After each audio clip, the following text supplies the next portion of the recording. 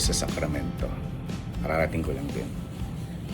And then, yun ang ating uniform.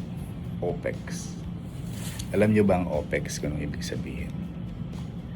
Yan ay, ang ibig sabihin nito ay Operational Excellence. Yan ang ibig sabihin ng OPEX. Ito brand pala to ng damit. Yan, maganda tayo. Mag-vest kasi tayo ay pupunta sa loob ng warehouse. Sa loob ng warehouse kasi ang bibilis ng ng mga forklift, yung mga ano bang tawag doon sa yung bukod sa forklift mga cherry pickers, mabibilis talagang cherry pickers. Hindi naman siya mabilis na mabilis kasi meron naman certain limit.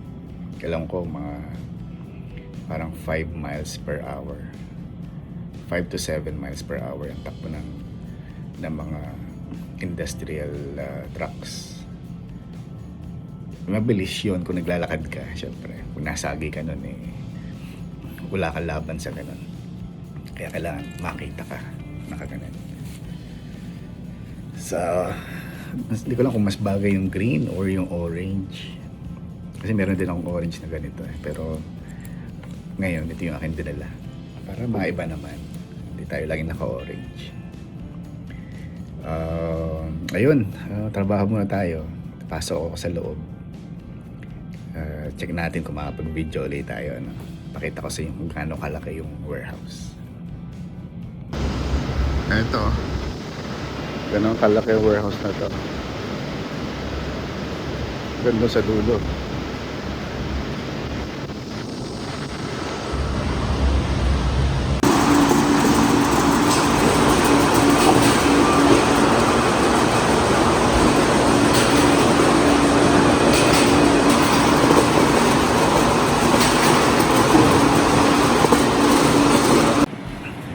Alright, lunch ko na. Dito kakain sa In-N-Out. It's 8. Meron tayong double-double. Siyempre fries, ketchup, and soda. That's it. Labas na tayo.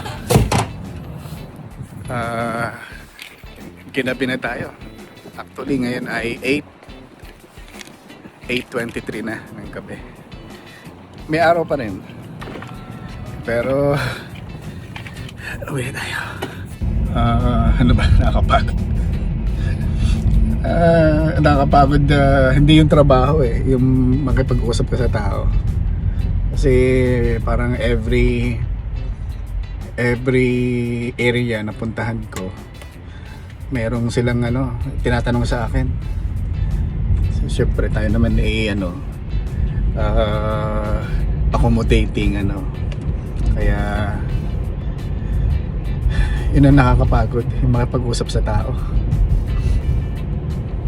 Ano pa naman, English pa naman, yung kailangan mo i-translate pa. Tagalog i-translate ko sa English para masabi ko sa kanila. Ayos din. Nakakaranas din ba kayo ng gano'n? Parang nakakaiga ng tawag dito. Nakaka-drain ng energy yung gano'n. Hindi naman sa nagre-reklamo ako kasi kasama na yun sa trabaho natin yung makipag-usap. Buti na lang naiintindihan nilang ating English kahit pa paano. Nakakasabay tayo kahit pa paano. Pero yun nga, yung parang na rin ang boses ko na parang napagaw ako ng konti. Kasi dumating nga pala ako ng office 9 AM kayo ng umaga. So ngayon ay 8:30 na ng gabi. Almost 12 hours din sulit na naman sila sa atin. Kaya yun, okay lang naman din kasi once in a while lang naman ako pumunta rito sa area. Kaya sinusulit na nila. Ayun. Tsaka nakakatuwa rin makipag-usap sa mga iba't ibang klase ng tao, ano. May puti, may itim, may, of course, may Asian, may Pilipino rin. So pagka Pilipino ang kausap natin walang ka-effort. Para tayong nasa Pilipinas. Pero dito kasi ang dami. Siguro dito 80% white. Kaya medyo pag nakikipag-usap ako sa kanila, nakatingala akong gano'n tatangkad kasi. Ewan ko ba ano bang kinakain nilang pagkain, natatangkad nila. Siguro marami silang gatas na nainom ng bata sila. Ako wala akong gatas na inom yata Wala mahirap yata ang gatas nung panahon namin. Okay, anyway, yan lang. Pauwi na ako. Maliwanag pa rin. Ito ay 8:30 na to, yung oras na to. Pero maliwanag pa rin. Ayun. Ano pa ba sasabihin ko?